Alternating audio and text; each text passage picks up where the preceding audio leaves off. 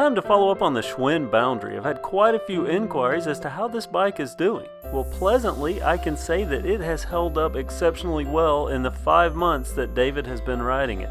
He's put almost 500 miles on the bike and hasn't had any major trouble. All the components are working perfectly. It stops as needed, shifts like a dream. Even those big 29-inch wheels have held true. Add icing to the cake, it still looks good. Unlike many department store bikes, the finish on the Boundary is very durable. And outside of routine maintenance, the only thing he's done to the bike is add a KevCentral sticker. There aren't really many downsides to the bike. I will say that one is with those Shimano crank arms. I don't know if it's because they're soft metal or what, but you'll need to check them about every 2 weeks if you ride regularly. Second thing is that this is a mountain bike, but if you're a heavier rider, you want to be careful with that, because after the second trail ride, David noticed that the front suspension had significantly less resistance than before. Because of that, he only rode it on the streets afterwards. That's not to say you can't ride it on a mountain bike trail, because at the local mountain bike trail, I found a father and son combo, and the son had a Schwinn Boundary. So all he rides on the trails works out well for him. For David, the Boundary has been a blessing. It's been a low-cost bike that has eased him back into cycling, but given him something reliable to ride.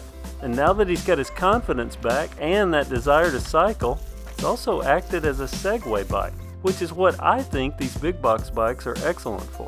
Put simply, he wouldn't have been riding today if it weren't for Walmart bikes. $214, he has a bike with a 2-year warranty. That's a lot of security when you're on a tight budget. Now he's considering bikes that he wouldn't have looked at before, like a premium brand from a local bike shop.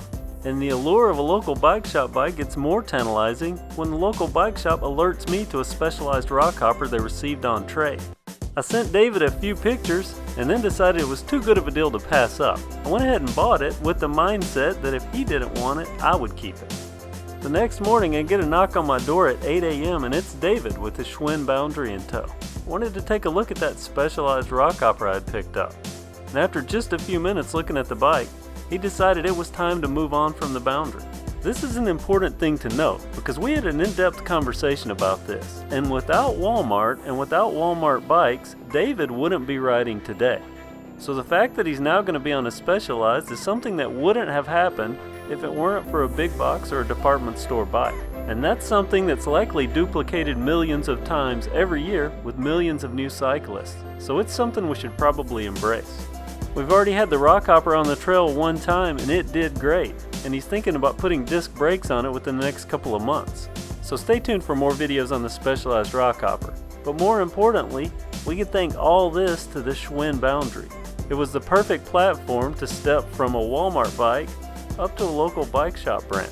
And it got another cyclist into cycling, and that benefits us all. To me, the Schwinn Boundary is the hidden gem that I thought it was 5 months ago, and well worth the $199 for someone starting out cycling.